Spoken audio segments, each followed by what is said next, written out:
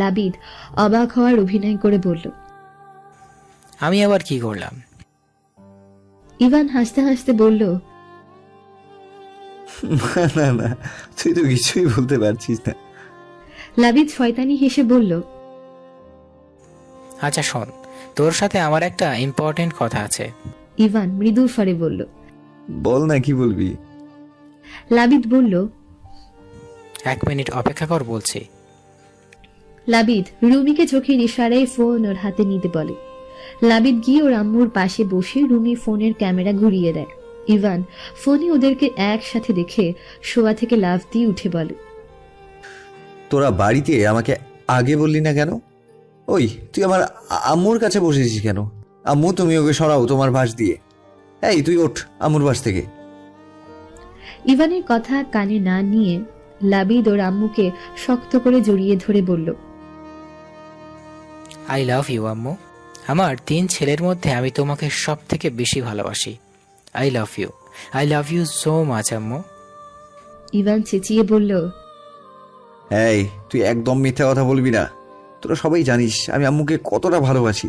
তারপরে তোরা বারবার এত ড্রামা করিস কেন? আমি তোর সাথে এত কথা বলছি কেন? তুই আমার আম্মুর কাছ থেকে সরে যা।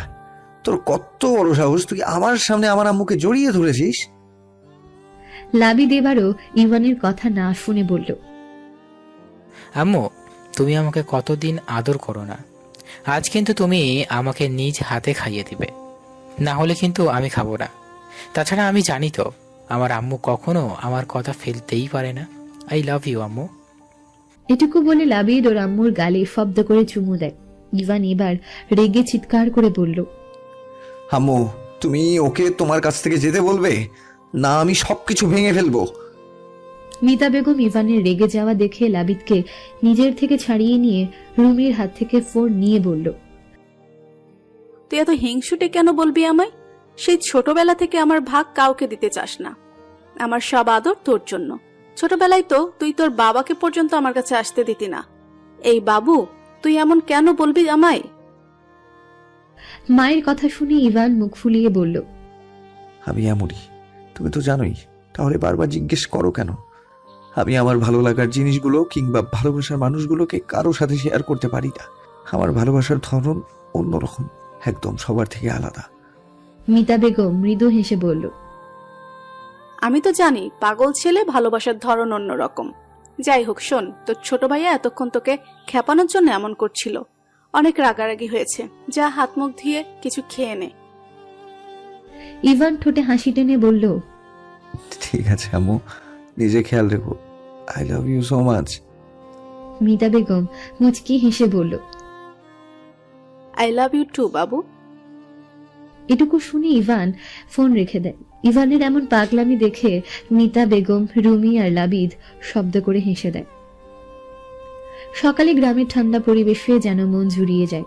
অদ্ভুত ভালো লাগা কাজ করে। এমন রোমাঞ্চকর পরিবেশে ধারা গুটি ফুটি হয়ে ঘুমিয়ে আছে। ঠোঁটের কোণে মৃদু হাসি বিদ্যমান। হয়তো সুন্দর কোনো স্বপ্ন দেখছে, কিন্তু এই মৃদু হাসি ঠোঁটের বেশিক্ষণ স্থায়ী হলো না। হঠাৎ করে এক মগ পানি এসে পড়ল ধারার মুখে। ঘুম থেকে হকচকিয়ে উঠে বসে চোখ বন্ধ করে চিৎকার শুরু করে দেয় ধারা। ধারার এক চিৎকারে পুরো বাড়ি মাথায়। দ্বিতীয় চিৎকার দেওয়ার আগে কারো ধমক শুনে চুপ হয়ে যায় ধারা। পিটপিট করে চোখ খুলে তাকায়। সামনে থাকা ব্যক্তিকে দেখে ওর রাগ কয়েক গুণ বেড়ে যায়। বিছানা থেকে একটা বালিশ তার দিকে ছুড়ে দিয়ে বলল, জাহান্নামের শয়তান, তুই আবার এসে গেছিস আমাকে জ্বালাতে। গেছিলে তো 20 দিনের জন্য, তার আগেই চলে গেলি কেন? ও, তোর তো আবার আমাকে জ্বালাতন না করলে পেটের ভাত হজম হয় না। জান্নাত রাগী চোখে ধারার দিকে তাকায়। এই মেয়ে এখনো ওর সঙ্গে ঝগড়া করে যাচ্ছে। সাহস কত বড় ওর! একে তো ওকে না জানিয়ে ড্যাং ড্যাং করে বিয়ে করতে গিয়েছিল, তার উপরে এখন ওর পায়ের সঙ্গে পা আগে ঝগড়া করছে। জান্নাত তীব্র রাগী গলায় বলল, হয়ে গেছে আপনার ভাষণ। এবার আমি কিছু বলি, আপনি কান খুলে শুনুন। আপনার সাহস দেখে আমি অবাক হয়ে যাচ্ছি। আমাকে না জানিয়ে আপনি বিয়ের আসরে পর্যন্ত চলে গেছেন। মাত্র 12 দিন ছিলাম না এখানে, এর মধ্যে এত কিছু করে ফেললেন। একবারও ভাবলেন না আপনার এই জাহান্নামের শয়তানটাকে একবার ফোন করে ওইসব জানানো দরকার? এটুকু বলে জান্নাত থামে। নিঃশ্বাস নিয়ে আবার অভিমানী গলায় বলল, আর বলবেনই বা কেন আমাকে?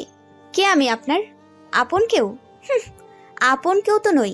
তাহলে বলুন না, আমি আপনার কে? ধারা বিছানা থেকে উঠে এসে জান্নাতের হাত ধরতে গেলে জান্নাত ওর হাত ছাড়িয়ে নেয়। ধারা জান্নাতের সঙ্গে না পেরে জান্নাতকে জড়িয়ে ধরে বলে, জানু, তুই রাগ করিস না। আমার তখন কি হয়েছিল আমি নিজেই জানি না। তখন আমার মাথা কাজ করা বন্ধ করে দিয়েছিল। জান্নাত ধারার থেকে নিজেকে ছাড়ানোর চেষ্টা করে বলল, উফ, ছাড়ুন আপনি আমায়। আপনি এভাবে অপরিচিত একজনকে জড়িয়ে ধরে আছেন কেন? ধারা নিচু স্বরে বলল, আমি জানি তুই রাগ করে নেই, অভিমান করে আছিস, কিন্তু তুই বোঝার চেষ্টা কর। আমি পরিস্থিতির শিকার ছিলাম, আমার হাত পা বাঁধা ছিল। আমি কি করব না করব আমার মাথা কাজ করছিল না। তোকে ফোন করার কথাও আমার মাথায় আসেনি। সরি, প্লিজ মাফ করে দে। এইবারের মতো আর কখনো এমন করব না। জান্নাত অভিমানের অন্যদিকে মুখ ঘুরিয়ে রেখেছে, কোনো কথা বলছে না, চোখ দুটো ছলছল করছে। ধারা জান্নাতের গালে হাত দিয়ে নিজের দিকে ঘুরিয়ে বলল, কথা বলবি না আমার সাথে? এত অভিমান তোর? জান্নাত আর অভিমান করে থাকতে পারল না, ধারাকে ধরে কিছুক্ষণ কেলিয়ে বলল, আর যদি কখনো আমার থেকে কোনো কথা লুকিয়েছিস তাহলে গুন্ডা ভাড়া করে এনে তোকে মার খাওয়াবো। মনে থাকে যেন কথাটা। ধারা হাত পা ডলতে ডলতে বলল, আমি বেঁচে থাকতে এমন আর কখনো করব না। আজকে খুব শিক্ষা পেয়েছি, আর দরকার নেই। তোর হাতগুলো কি শক্ত রে? জান্নাত চোখগুলো ছোট ছোট করে ধারার দিকে তাকালে ধারা বোকা বোকা হেসে বলল, আরে জানু, আমি তো মজা করছিলাম। তোর হাতগুলো কি নরম তুলার মতো। কিন্তু আমি একটা কথা বুঝলাম না। তুই তো 20 দিনের জন্য তোর নানার বাড়িতে গিয়েছিলি, তাহলে 12 দিনের আগেই চলে এলি কেন? জান্নাত হেঁটে গিয়ে বিছানায় বসে বলল, তুই তো জানিস, হঠাৎ করে নানু অসুস্থ হয়ে পড়ার কারণে আমরাও তাড়াতাড়ি সেখানে চলে যাই। নানু তার ছেলে মেয়ে, বাড়ির বড় জামাই, নাতি নাতনিদের সবাইকে একসাথে পেয়ে 1 সপ্তাহেরও কম সময়ের মধ্যে দ্রুত সুস্থ হয়ে যায়। আমাদের তো আরো আগে আসার কথা ছিল, কিন্তু নানুর জন্য আসতে দেরি হয়েছে। ধারা মুখ উঁচু করে বলল। ও, জান্নাত ধারাকে আবার কিছু বলবে তার আগে ওদের রুমের জোনাকি ঢুকে বলল, এই যে নাটবল্টু দুজন, আপনাদের দুজনকে আম্মা নাস্তা খেতে রাখছে। আপনাদের সলা পরামর্শ শেষ হলে তাড়াতাড়ি করে খাবার টেবিলে আসুন। আর ধারা, তুই এখনো হাত মুখ ধুসনি? যা, জলদি গিয়ে হাত মুখ ধুয়ে আয়। এটুকু বলে জোনাকি না দাঁড়িয়ে ব্যস্ত পায়ে আবার চলে যায়। ধারা জান্নাতের দিকে তাকিয়ে বলল, তুই এখানে বস, আমি এক্ষুনি কলতলা থেকে হাত মুখ ধুয়ে আসি। জান্নাত ছোট করে বলল। তাড়াতাড়ি করবি। ধারা ওড়নাটা গায়ে জড়িয়ে নিয়ে বলল, এই তো যাবো আর আসবো। এটুকু বলে ধারা তাড়াতাড়ি করে রুম থেকে বেরিয়ে যায়। জান্নাত ধারার বেস্ট ফ্রেন্ড, দুজনে ছোট থেকে একসাথে বড় হয়েছে। জান্নাতের বাবা এই গ্রামের নদীর ওপারের শহরে একটা ব্যাংকে চাকরি করে। তিনি শহরের ছেলে, তার এই গ্রামের পরিবেশ ভালো লেগে যাওয়ার কারণে তিনি আর শহরে ফিরেননি, এখানেই থেকে গেছেন ছোট্ট একটা বাড়ি তৈরি করে। তবে মাঝে মধ্যে গিয়ে বাবা মাকে দেখে আসেন তিনি। ধারার বিয়ে ঠিক হওয়ার আগেই জান্নাতের নানু অসুস্থ হয়ে পড়ায় জান্নাতরা তাড়াতাড়ি করে সেখানে চলে যায়। কাল রাতে বাড়ি ফিরে এসে জান্নাতরা সকালে জান্নাতের বাড়ির পাশের এক চাচির কাছ থেকে ধারার বিয়ের কথা শুনে এখানে চলে আসে জান্নাত। খাওয়া দাওয়া শেষ করে দুজনে পুকুর পাড়ে এসে বসে। একজন বেঞ্চে বসে আছে, অন্যজন সিঁড়ির উপর বসে টুকটাক কথাবার্তা বলছে। কথাবার্তার এর মাঝে জান্নাত বলল, কাল রেডি হয়ে থাকবি, আমি এসে তোকে নিয়ে যাব। ধারা চোখগুলো ছোট ছোট করে বলল, কোথায় নিয়ে যাবে আমাকে? জান্নাত মৃদু চেঁচিয়ে বলল, তোকে আমার বিয়ে খেতে নিয়ে যাব। গাধি কোথাকার, বোর্ড পরীক্ষা যে 2 মাসও বাকি নেই, সে খেয়াল আছে তোর? কাল আমার সাথে স্কুলে যাবি। শুনেছি অনেকগুলো নোট ইতিমধ্যে দেয়া হয়ে গেছে, এখন না গেলে আরো অনেক পড়া মিস করব আমরা। ধারা বিড়বিড় করে বলল, আমি মনে হয় কালা, কানে শুনতে পাই না। আসতে বললেই তো হয়। জাহান্নামের শয়তান যেন কোথাকার। জান্নাত চোখগুলো ছোট ছোট করে বলল। তুই আবার বিড়বিড় করে কি বলছিস? যা বলার জোরে বল। ধারা দুষ্টুমি হেসে বলল, বলছি তুই আর একদিন আগে এলে ছোট ভাইয়ার সঙ্গে তোর দেখা হতো। ভাইয়া কাল রাতের গাড়িতে ঢাকা চলে গেছে। জান্নাত একটু লজ্জা পেয়ে বলল। তোর ভাইয়াকে দিয়ে আমি কি করব? ধারা দুষ্টুমি করে বলল, হুম, আমার ভাইয়াকে দিয়ে তুই কি করবি ভাবছি কি জানিস? এবার ভাইয়া শহর থেকে ফিরলে আমি বলবো তোর তো বয়স হয়েছে, এবার একটা বিয়ে কর। পাত্রী না হয় আমি আর জান্নাত মিলে খুঁজে দিব। তুই কি বলিস এই ব্যাপারে? জান্নাত ধারার দিকে তেড়ে গিয়ে বলল। তবে রে দাঁড়া, তুই খুব শখ না তোর ভাইয়ার বিয়ে দেয়া? ধারা দৌড়াতে দৌড়াতে বলল। হ্যাঁ, খুব শখ। একটা লাল টুকটুকে দেখে বউ হবে আমার ভাইয়ের। জান্নাত দৌড়াতে দৌড়াতে বলল। তুই দাঁড়া একবার, তারপর দেখাচ্ছি তোকে মজা। ধারা সে কি আর দাঁড়ায়, সে তো দৌড়ে বাড়ির বাইরে বেরিয়ে গেছে। জান্নাত সেই কখন থেকে ধারার কানের কাছে বসে ঘ্যান ঘ্যান করে যাচ্ছে, কিন্তু ধারা তার কোনো কথাই কানে তুলছে না। সে দিব্যি রোবটের ন্যায় বসে আছে। জান্নাত বুঝে গেছে ধারাকে এভাবে রাজি করানো যাবে না, অন্য কোনো পথ খুঁজতে হবে। জান্নাত এসে ধারার গলা জড়িয়ে ধরে বলল। জানো প্লিজ রাজি হয়ে জানা, শুধু একটা ভিডিও। ধারা বিরক্ত ভাব নিয়ে বলল। একটা কেন, অর্ধেকও না। তোর যত ইচ্ছা তুই কর না, আমাকে মাঝখানে টানছিস কেন? জান্নাত মন খারাপের গলায় বলল। এটা তো বেস্ট ফ্রেন্ডের নিয়ে করতে হয়, তাহলে আমি তোকে বললাম নাকি? ধারা জান্নাতের দিকে তাকায়। ইচ্ছে করছে এই মেয়েটাকে পুকুরে নিয়ে ইচ্ছে মতো চুবিয়ে ধরতে। তাহলে যদি এই মেয়ের মন থেকে এমন উদ্ভট ইচ্ছেগুলো দূর হয়। ধুর, বলে কিনা আমাকে নিয়ে মিউজিক্যাল ভিডিও করবে। বলি আমি কখনো ছবি তুলেছি একটা ঠিক মতো? সেখানে আমি কিনা করব মিউজিক্যাল ভিডিও? ধারা জান্নাতের দিকে তাকিয়ে দেখে মন খারাপ করে বসে আছে। জান্নাত 1 বছরেরও বেশি সময় ধরে মিউজিক্যাল ভিডিও করে। মিউজিক্যাল ভিডিওর মাধ্যমে বেশ নাম ডাক হয়েছে। অনেক দিন ধরেই বলেছে ওকে একটা বেস্ট ফ্রেন্ডকে নিয়ে ভিডিও করবে, কিন্তু ওই শুধু না না করে গেছে। এবার মনে হয় আর না করে উপায় নেই, না হলে তো বেচারা সারাদিন মন খারাপ করে বসে থাকবে। তা তো ধারা কখনো হতে দেবে না। ধারা অন্যদিকে তাকিয়ে মৃদু স্বরে বলল। আমি রাজি। জান্নাত লাফ দিয়ে উঠে ধারাকে জড়িয়ে ধরে বলল। আমি জানতাম আমার জানো আমার কথা ফেলতেই পারবে না। ধারা মৃদু হেসে বলল। হয়েছে, এবার ছাড়। এখন বল কখন করবি ভিডিও? জান্নাত ধারাকে ছেড়ে দিয়ে বলল। কখন আবার কি, এখনই করব। চল আমরা এখন আমাদের বাড়িতে যাব, তারপর একটু সেজেগুজে ভিডিও করব। জান্নাতের কথা মতো ধারা জান্নাতের সঙ্গে ওদের বাড়িতে চলে যায়। জান্নাত তো বরাবরই সাজগোজ করতে পছন্দ করে, তার উপরে যদি মিউজিক্যাল ভিডিও হয় তাহলে তো কথাই নেই, একদম বিয়ে বাড়ির সাজে সেজে ওঠে। এই নিয়ে অবশ্য ধারা ওকে কম খাপায় না। সামান্য একটা মিউজিকের ভিডিও করতে যে এত ঘন্টা ধরে মেকআপ করে, না জানি তার বিয়ের দিন কত ঘন্টা ধরে সে মেকআপ করে। এই সব ভেবে ধারা আনমনে হাসে। জান্নাত সাজগোজের পালা শেষ করে ধারাকে নিয়ে ভিডিও তৈরি করতে শুরু হয়ে যায়। ধারা সবে দুপুরের খাবার খেয়ে ঘুমিয়েছে, আর অল্প কিছুদিন পরে ওদের বোর্ড পরীক্ষা দেখে স্কুল থেকে ওদের তাড়াতাড়ি ছুটি দিয়ে দেয়। পড়ার চাপে নিঃশ্বাস নেওয়ার সময় নেই ধারার।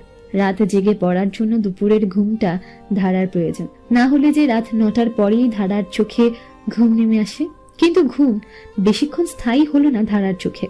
ফোনের শব্দে লাফিয়ে উঠে বসে বিছানায় বুকে হাত দিয়ে জোরে জোরে নিঃশ্বাস নেয়। চারিদিকে তাকিয়ে দেখে পড়ার টেবিলে ওর ফোনটা বাজছে। একবার বেজে বন্ধ হয়ে গেছে ফোন, দ্বিতীয়বার বাজতে শুরু করলে ধারা বিছানা থেকে উঠে ফোন হাতে নিয়ে স্ক্রিনে তাকিয়ে দেখে জান্নাত ফোন করেছে। ধারা রেগে ফোঁস করতে করতে ফোন রিসিভ করে বলল। ওই কুত্তা, তোর যন্ত্রণায় কি আমি এখন ঘুমোতে পারবো না? জান্নাত উত্তেজিত হয়ে বলল। জানো জানো জানো, জানিস কি হয়েছে? তোর আর আমার ফ্রেন্ডশিপের ভিডিওটা ভাইরাল হয়ে গেছে। উফ, আমি তো বিশ্বাসই করতে পারছি না। জানিস সবাই কমেন্টে তোর অ্যাকাউন্টের নাম জানতে চাইছে। তোর একটা ভিডিওতেই হাজার হাজার ফলোয়ার হয়ে গেছে। জান্নাতের কথার মাথা মুন্ডু কিছু না বুঝে ধারা বলল। এই জানু, তোর কি হয়েছে? তখন থেকে কি উল্টোপাল্টা বকছিস? তোর কি পেট গরম হয়েছে? জান্নাত ধমক দিয়ে বলল। আমার কিছু হয়নি, তোর হয়েছে। কালকে দুপুরে করা ভিডিওটা একদিনের মধ্যে ভাইরাল হয়ে গেছে। চিন্তা করে দেখ তাহলে, তুই তো মিউজিক্যাল ভিডিও দুনিয়া আগুন লাগিয়ে দিবি। ধারা মৃদু স্বরে বলল।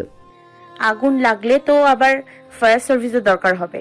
আমাদের গ্রামে ফায়ার সার্ভিস আছে কিনা তাও তো জানি না। তার থেকে থাক বাবা, দরকার নেই। যে যেমন আছে তাকে তেমন থাকতে দে। জান্নাত নিচু স্বরে বলল। তুই এসব কি বলছিস? পাগল টাগল হয়ে গেছিস নাকি? ধারা ধমক দিয়ে বলল। পাগল আমি হয়েছি নাকি তুই? 2 দিন পরে পরীক্ষা, আর এখন উনি মিউজিক্যাল ভিডিও নিয়ে পড়ে আছে। এই পরীক্ষার মধ্যে আমি যদি আর একবার তোর মুখে মিউজিক্যাল ভিডিওর কথা শুনেছি তাহলে তোর একদিন কি আমার একদিন। এখন ফোন রাখ, গিয়ে ঘুমা, তা না হলে কিন্তু আমি তোদের বাড়ি গিয়ে কেলিয়ে আসবো।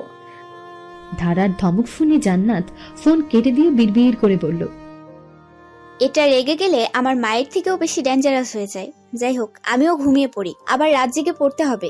ইয়া আল্লাহ, কবে এই পরীক্ষা নামক প্যারা শেষ হবে?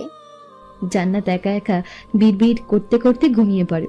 রাতে খাওয়া দাওয়া শেষ করে নিজের ঘরে যাওয়ার সময় ধারার আম্মা ধারাকে ডাক দিয়ে বলল, এই এখন গিয়ে আবার পড়ার টেবিলে বসবি না? আমি হাতের কাজ শেষ করে এসে তোর মাথায় তেল দিয়ে দেব।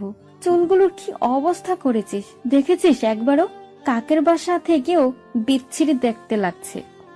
ধারা ছোট করে বলল, আম্মা আজকে মাথায় তেল দিব না, অন্য আরেকদিন দিব। ধারার আম্মা ধমকের সুরে বলল, তোকে বেশি পটর পটর করতে বলছি? যা বলছি তাই কর। ধারা গাল ফুলিয়ে বলল। আচ্ছা। ধারা ঘরে যাওয়ার কিছুক্ষণের মাথায় ধারার আম্মা এক বাটি তেল গরম করে নিয়ে আসে। ধারার আম্মা বিছানায় বসে ধারাকে বলল, আমার সামনে এসে বস। ধারা ওর আম্মার কথা মতো তার সামনে এসে বসে। ধারার আম্মা ধারার চুলে আলতো করে তেল দিতে দিতে বলল, ইস, চুলগুলোর কি অবস্থা করেছিস? চুলে জট পড়ে গেছে তো। ধারা উত্তরে বলল, কই চুলে জট পড়েছে? ধারার আম্মা ধারাকে ধমক দিয়ে বলল, চুপ করে দুই দণ্ড বসত। সারাক্ষণ শুধু লাফালাফি। তোর আর বাদরের মধ্যে কোনো পার্থক্য নেই। বাদর গাছে লাফায় আর তুই মাটিতে। ধারা ওর আম্মার ধমক শুনে মন খারাপের অভিনয় করে বলল, তুমি আমাকে বাদর বললে, আমি আজকেই তোমার নামে আব্বাজানের কাছে বিচার দিব। ধারার আম্মা মৃদু হেসে বলল, তোকে বারণ করেছে কে? মন উজাড় করে বিচার করে দিস, কিন্তু এখন চুপচাপ বসে থাক। ধারা ওর আম্মুর কথা শুনে গাল ফুলিয়ে বসে থাকলে তা দেখে ধারার আম্মা মৃদু হেসে মনে মনে স্বস্তির নিঃশ্বাস ফেলে। ধারা একেবারে রেডি হয়ে নিজের ঘর থেকে বের হয়। বাড়ির উঠানে ধারার বড় ভাইয়া আর ছোট ভাইয়া দাঁড়িয়ে আছে। আজ থেকে ধারার জিএসসি পরীক্ষা শুরু। দুই ভাই একসাথে ধারাকে এগিয়ে গিয়ে আসবে বলে মনস্থির করেছে। ধারাও খুশি মনে তার দুই ভাইয়ের সাথে যেতে রাজি হয়েছে। ওদিকে জান্নাতকেও ওর বাবা পরীক্ষার হলে পৌঁছে দিয়ে আসবে। ধারা একে একে সবাইকে কাছ থেকে দোয়া নিয়ে বাড়ি থেকে বের হয় দুই ভাইকে সাথে নিয়ে। যাওয়ার পথে হাজার উপদেশ দুই ভাইয়ের, এটা করবি না, ওটা করবি না। ধারা হাসি মুখে দুই ভাইয়ের সব উপদেশমূলক কথাবার্তা মন দিয়ে শুনছে। ধারা পরীক্ষার হলে এসে দুই ভাইয়ের সামনে দাঁড়িয়ে বলল, আর কোনো উপদেশ বাকি আছে তোমাদের? না হলে আমি এবার যাই। অভি চিন্তিত গলায় বলল, দেখ বোন, আমি বারবার বলছি লেখা শেষ করে পেপার জমা দিয়ে দিবি না। অন্তত দুইবার পুরো পেপারটা ভালো করে পড়বি। প্রথমবার পড়ার সময় ভুল ত্রুটি করলেও তেমন একটা চোখে তখন পড়বে না। দ্বিতীয়বার পড়ার সময় একটু মন দিয়ে পড়বি। আর অভির কথা সম্পূর্ণ করতে না দিয়ে ধারা মৃদু স্বরে বলল, আর পেপারে লেখার পরে ভুল হলে বেশি কাটা ছেঁড়া করব না। হাতে লেখা সুন্দর করে লেখার চেষ্টা করব, আর আমি অযথা চিন্তা করব না, তাই তো? ধারার কথা শুনে অভি আর সম্রাট মৃদু হাসি দেয়। সম্রাট হালকা হেসে বলল, অভিদকে আর কথা খরচ করে ওকে কোনো জ্ঞান দিতে হবে না। এ হলো আমাদের সবার মুরব্বি, বুঝলি অভি? অভি সম্রাটের তালে তাল মিলিয়ে বলল, তা যা বলেছো ভাইয়া। শোনেন দাদি আম্মা, আমি আর ভাইয়া আসার পথে যা যা বলেছি সেই অনুযায়ী পারলে পরীক্ষাটা দিন। আর পরীক্ষা শেষ হওয়ার আগেই আমি গেটের কাছে রাস্তায় দাঁড়িয়ে থাকবো। আপনি এখন দয়া করে পরীক্ষার হলে যান, আর কিছুক্ষণ পরেই ঘন্টা পড়ে যাবে। ধারা ভেঙচি দিয়ে পরীক্ষার হল রুমের দিকে চলে যায়। অভি আর সম্রাট ধারার কাণ্ড দেখে হেসে দিয়ে ওখান থেকে চলে আসে। ধারা আর জান্নাত একসাথে পরীক্ষার হল থেকে বেরিয়ে স্কুল গেটের দিকে আসে। ভাগ্যক্রমে ধারা আর জান্নাত দুজনেই এক হলে পড়েছিল। স্কুলে গেটের কাছে এসে ধারা রাস্তার ওপাশে দেখে অভি দাঁড়িয়ে আছে। ওদের দেখে হাত নাড়িয়ে ইশারা করছে।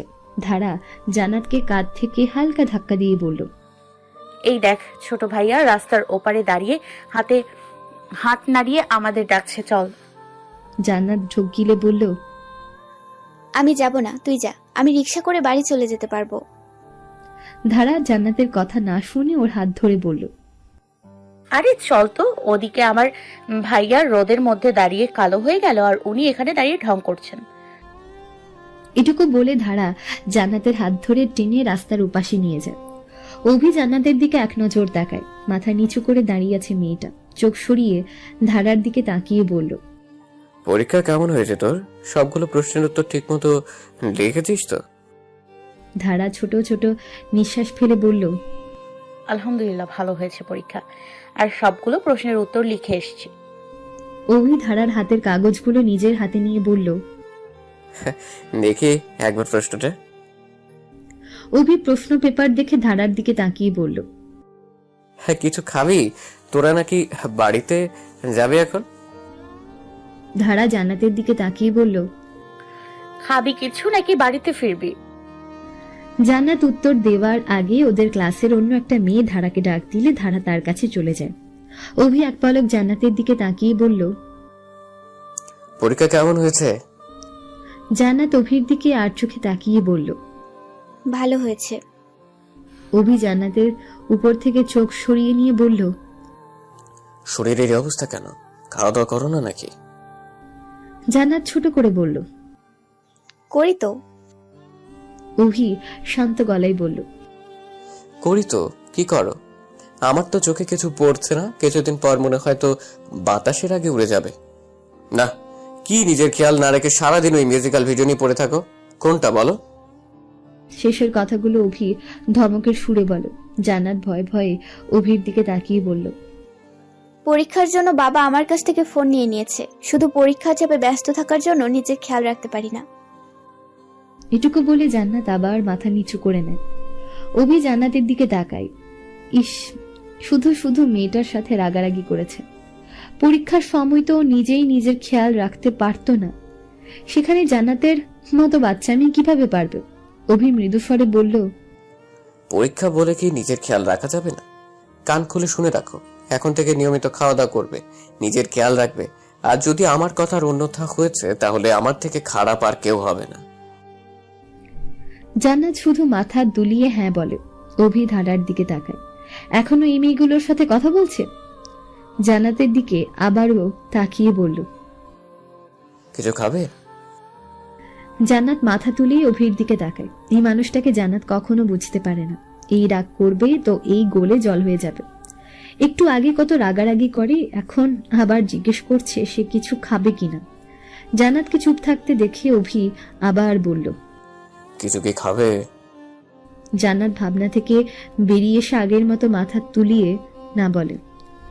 অভি কিছুক্ষণ জান্নাতের দিকে তাকিয়ে থেকে নিঃশ্বাস ফেলে ধারার দিকে তাকিয়ে একটু উঁচু গলায় বলল, দাঁড়া, আর কতক্ষণ দাঁড়িয়ে থাকবো? বাড়িতে ফিরতে হবে তো। ধারা এক নজর অভির দিকে তাকিয়ে পরে মেয়েগুলোকে কিছু বলে অভির পাশে এসে বলল, সরি ভাইয়া, দেরি হয়ে গেছে। আসলে ওরা কিছু প্রশ্নের উত্তর মেলাতে পারছিল না, তাই আমাকে ডেকেছিল।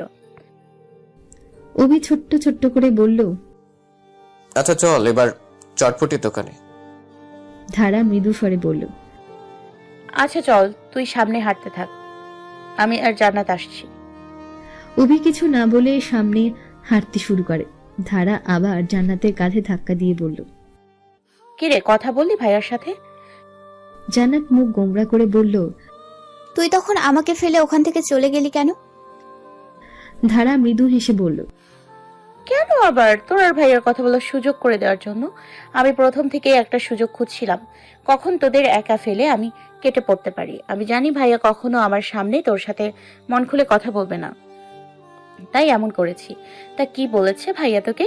তখন তো দেখছিলাম আমি ভাইয়ার মুখের দিকে মাথা তুলে তাকাতেই পারছিস না। কি এমন বলেছিল রে ভাইয়া?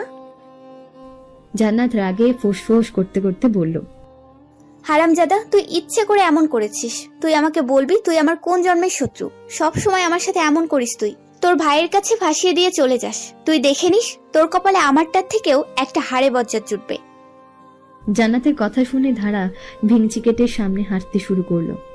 ধারা গালি হাত দিয়ে উঠানের এক কোনায় বসে আছে। একা একা তার কিছু ভালো লাগছে না।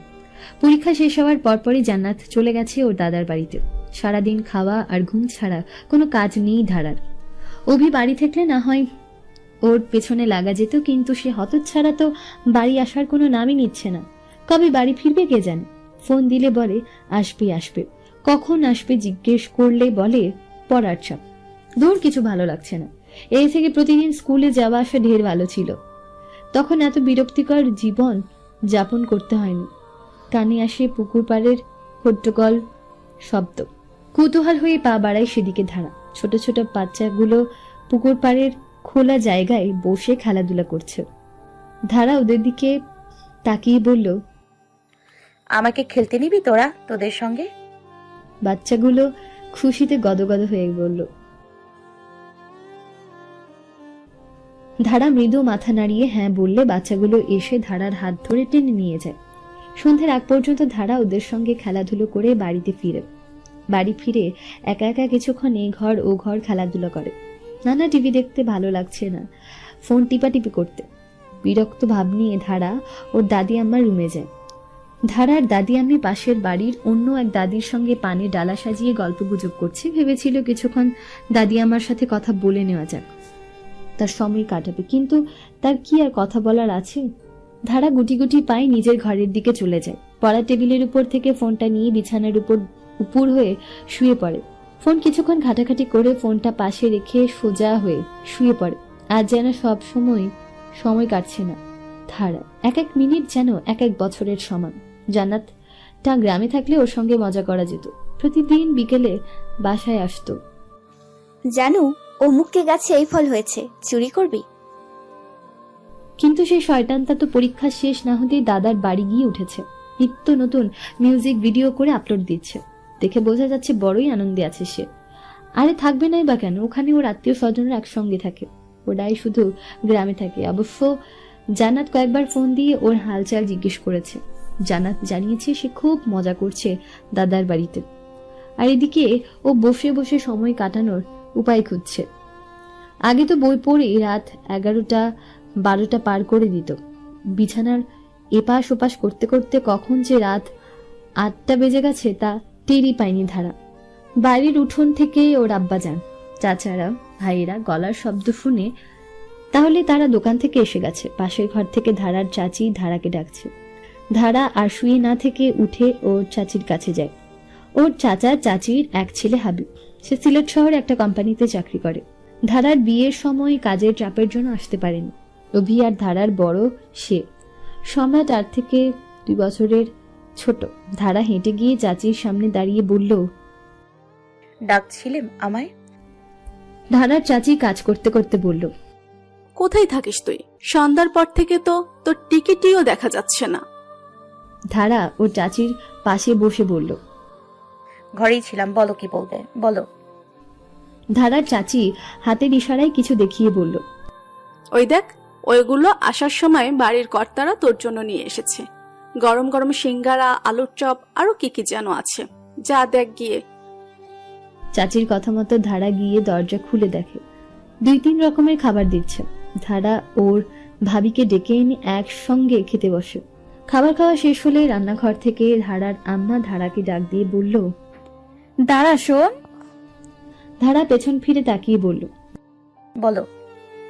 ধারার আম্মু মৃদু স্বরে তাকিয়ে বলল, তোর জামা কাপড় গুছিয়ে নে, কাল সকালে তুই আর বৌমা তোর নানার বাড়ি যাচ্ছিস। সম্রাট গিয়ে তোদের পৌঁছে দিয়ে আসবে। ধারা চোখগুলো ছোট ছোট করে বলল, হঠাৎ নানুর বাড়ি যাব কেন? তোর তো পরীক্ষা শেষ, তাই ভাবলাম এই সুযোগটাই কিছুদিন ঘুরে আসি। আর তুইও তো সারা দিন মনমরা হয়ে বসে থাকিস, চল ঘুরে আসি কিছুদিনের জন্য, ভালো লাগবে।